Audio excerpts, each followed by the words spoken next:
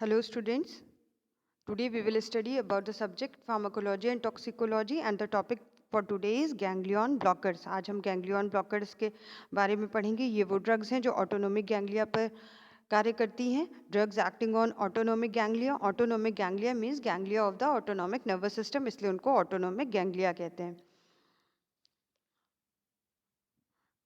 सबसे पहले इनकी definition, then classification, pharmacological actions, then pharmacokinetics, adverse reactions and therapeutic uses. These are the contents for today. आज में हम इतना पढ़ेंगे इनके बारे में।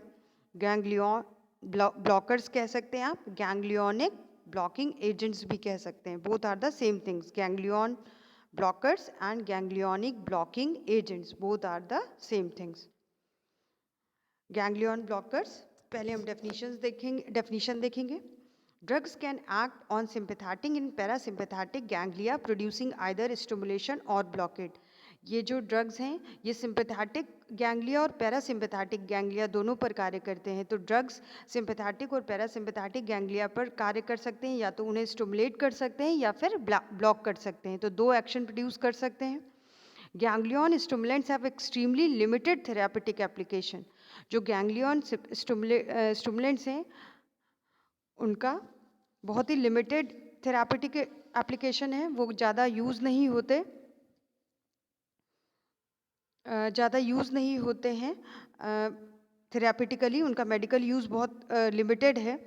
जो गैंग्लियन ब्लॉकिंग एजेंट्स हैं वो बहुत ज़्यादा इफ़ेक्टिव हैं हाइपरटेंशन के ट्रीटमेंट में, इसीलिए गैंग्लियन ब्लॉकिंग एजेंट्स का उपयोग हम थेरापेटिकली करते हैं। तो ganglion blocking agents are effective in the treatment of hypertension, यानी कि जो गैंग्लियन को ब्लॉक करेंगे, जो उनका इफेक्ट को ब्लॉक करेंगे, वो होंगे गैंग्लियन ब्लॉकिंग एजेंट्स। और जो गैंग्लियन स्टिमुलेंट्स हैं वो गैंग्लियन को स्टिमुलेट करते हैं, उनके प्रभाव को, उनको रिस्पॉन्स को, उनके इफेक्ट को स्टिमुलेट करते हैं, उनकी एक्टिविटी को बढ़ाते हैं। अब आते हैं गैंग्लियन ब्लॉकर्स की डेफिनेशन पर। These are the drugs which block transmission in both sympathetic and parasympathetic ganglia. ये वो ड्रग्स हैं जो ट्रांसमिशन को ब्लॉक करते हैं दोनों पे, सिंपैथेटिक और पैरासिम्पैथेटिक गैंग्लिया में। जैसे आपने ऑटोनॉमिक नर्वस सिस्टम देखा है, वो 2 टाइप्स का होता है, sympathetic nervous system and parasympathetic nervous system. तो सिंपैथेटिक नर्वस सिस्टम के गैंग्लिया होते हैं और पैरासिम्पैथेटिक नर्वस सिस्टम के गैंग्लिया होते हैं। तो दोनों पर ही ये कार्य करता है और दोनों को ही ब्लॉक करता है। They produce ganglion blockade by occupying receptor sites on the ganglion cells. Ganglion cells पे जो रिसेप्टर्स प्रेजेंट होते हैं उनको जाकर के ये गैंग्लियन ब्लॉकर्स ऑक्यूपाई कर लेते हैं, उनको जाकर के उन पे जुड़ जाते हैं, उनसे बाइंड कर लेते हैं, जिससे कि वो ब्लॉक हो जाते हैं और उसकी वजह से वो अपना प्रभाव उत्पन्न नहीं कर पाते। Ganglion blockers classification. Ganglion blockers में quaternary amines, secondary amines, tertiary amines. Quaternary amines में के एग्जाम्पल हैं ड्रग्स। क्वाटर्नरी अमीन्स के एग्जाम्पल टेट्रा इथाइल अमोनियम, जिसको शॉर्ट फॉर्म में TEA भी कहते हैं, पेंटामिथोनियम, हेक्सामिथोनियम, पेंटोलूनियम, क्लोरीसोनाडामीन, मेकामाइलिन, ट्राईमेथाफेनपेम्पिडीन, ये टर्शरी अमीन्स हैं। ठीक है, तो ये हो गए क्वाटर्नरी अमीन्स, जिनपे स्ट्रक्चर क्वाटर्नरी अमीन होता है, वो क्वाटर्नरी अमीन्स, सेकेंडरी अमीन्स और tertiary amines. This is the classification और ये एग्जाम्पल्स हैं ड्रग्स के। अब आते हैं फार्माकोलॉजिकल एक्शंस पे। Blockade of sympathetic ganglia. First is blockade of sympathetic ganglia, वो फार्माकोलॉजिकल एक्शन जो सिंपैथेटिक गैंग्लिया के ब्लॉक करने से होता है। ठीक है, तो क्या first one is peripheral sympathetic tone.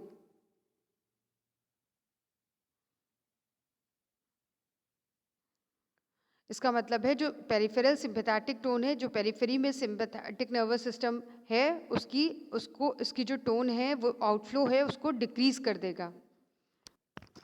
Sympathetic nervous system का एक्टिवेशन डिक्रीज कर देगा।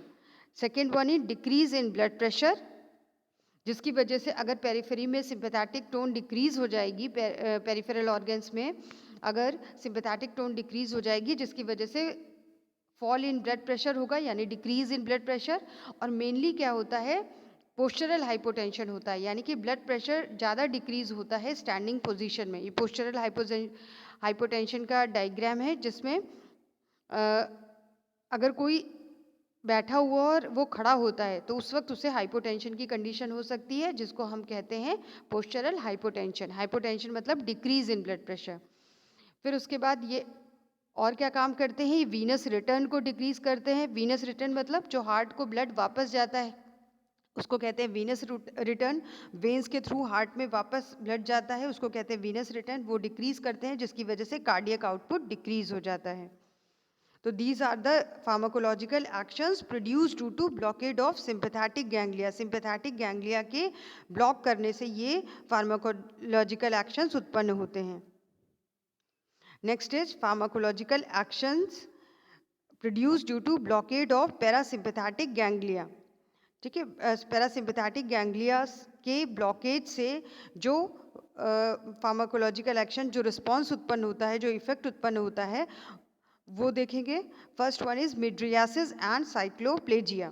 मिड्रियासिस क्या होती है, जब प्यूपिल डायलेट कर जाती है उसको कहते हैं mydriasis. Dilatation of the pupil is known as mydriasis. Cycloplegia, cycloplegia में क्या होता है, पैरालिसिस ऑफ सीलियरी मसल्स हो जाता है, जिसकी वजह से जो नियर बाई ऑब्जेक्ट्स हैं उनको आइज़ देख नहीं पाती।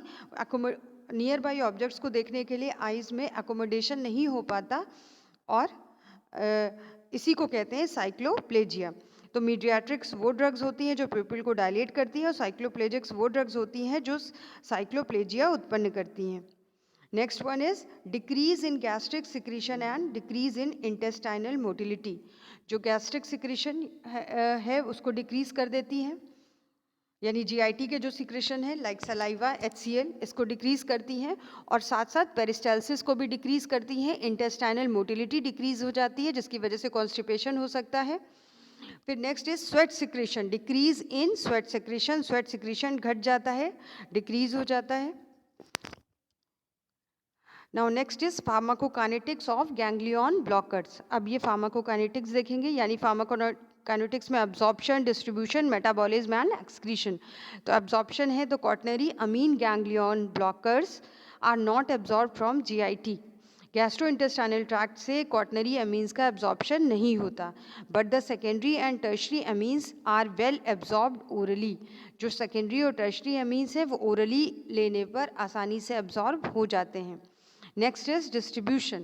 The distribution of quaternary amine ganglion blockers is limited, and these do not cross BBB, means blood brain barrier.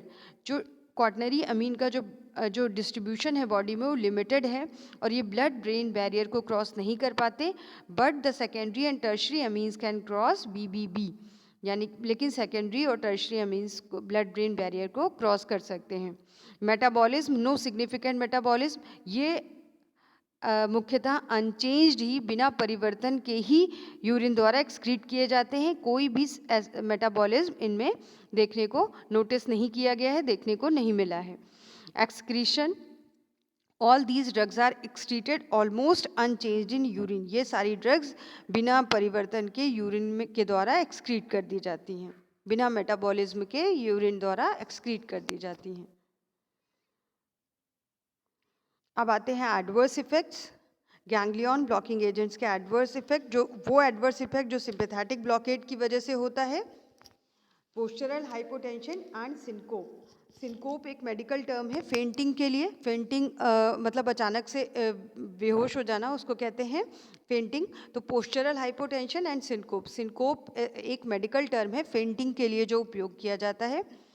फिर पैरासिम्पैथेटिक ब्लॉकेड से मिड्रियासिस होता है, साइक्लोप्लेजिया होता है, ड्राई माउथ क्योंकि ब्रोंकी वो जीआईटी सिक्रीशन घट जाते हैं, गैस्ट्रिक सिक्रीशन घट जाते हैं,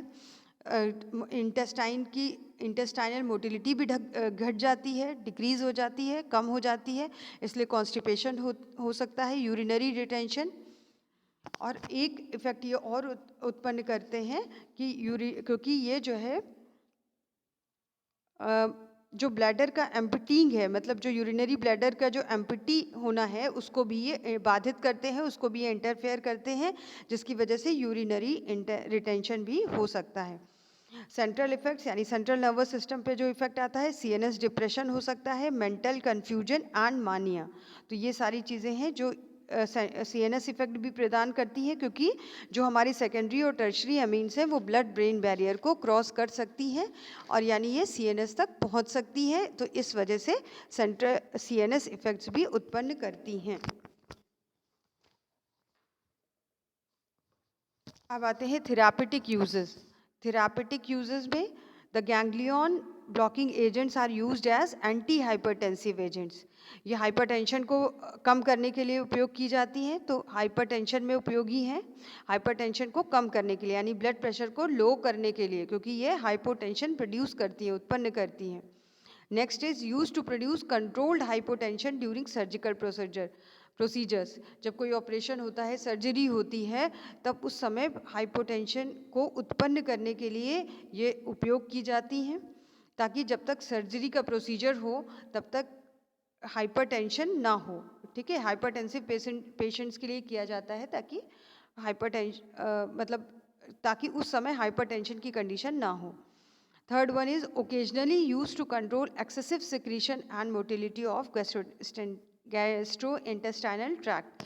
यानी कभी कभी अगर जो है एक्सेसिव सिक्रीशन हो रहा है जीआईटी में, गैस्ट्रिक सिक्रीशन हो रहा है और मोटिलिटी भी बहुत ज़्यादा बढ़ गई है, तो उस ओकेजनली यूज़ किए जाते हैं, कभी कभार यूज़ किए जाते हैं सिक्रीशंस को घटाने के लिए और गैस्ट्रोइंटेस्टाइनल की ट्रैक्ट की मोटिलिटी को यानी मूवमेंट को कम करने के लिए। Movement of food in the intestine is called intestinal motility। इसी को कहते हैं motility. Movement of food in the GIT is known as gastrointestinal motility। तो ये हो गए हमारे therapeutic uses। That's all for today. Children, I hope you must have understood the topic. Take it down in your notebook and learn it. Thank you, students.